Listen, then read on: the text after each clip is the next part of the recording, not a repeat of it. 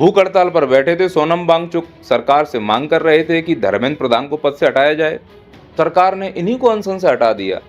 आज 18 जुलाई सुबह 7:30 बजे सोनम वांगचुक को दिल्ली पुलिस सिविल ड्रेस में आती है, पर्दा लगा के उनका अपहरण करके ले जाती है।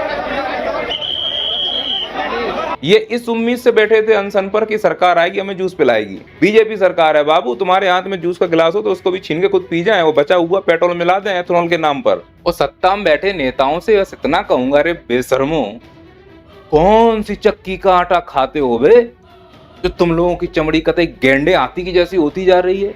कोई कुछ भी कहे चमड़ी पे असर ही नहीं हो रहा।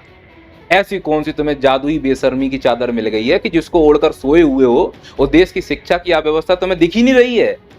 वो कोई तुमको भूख हड़ताल करके जगा के दिखा रहा है कि देखो अव्यवस्था है, तो तुमने उसी को हटा दिया। वो जिसने इस देश की शिक्षा व्यवस्था की लुल्ली बजा के रखी हुई है वो अभी भी गद्दी पर टिका के बैठा है। उनके पापा की गद्दी है या कोई वो हूर का परा है कि नहीं वो वहीं रहेंगे, हमें अच्छे लगते हैं, हमारा टाइम पास हो रहा है, या उसके पास एप्स्टीन फाइल है।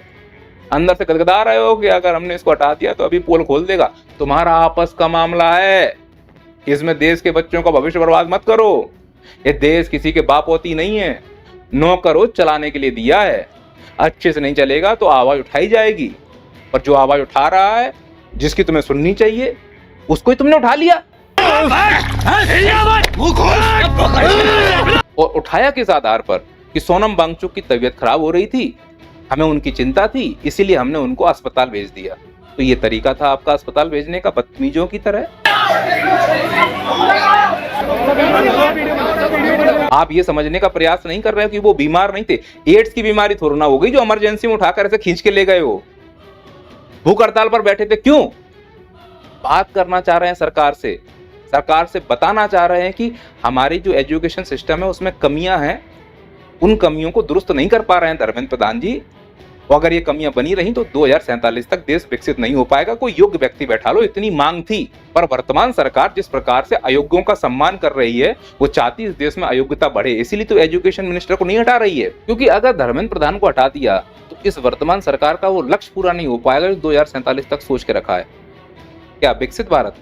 ये तो सिर्फ मंच पर बोलते हैं, अंदर इनकी मंशा है 2047 तक देश को अंधभक्त और अनपढ़ बनाना। उसके लिए धर्मेंद्र प्रधान आवश्यक है, क्योंकि इतना अयोग्य व्यक्ति जब पद पर बैठेगा तभी देश के एजुकेशन सिस्टम की वाट लगेगी। तो वो लगा रहा है अच्छे से, वो गोदी मीडिया के डिफेंड कर रही है।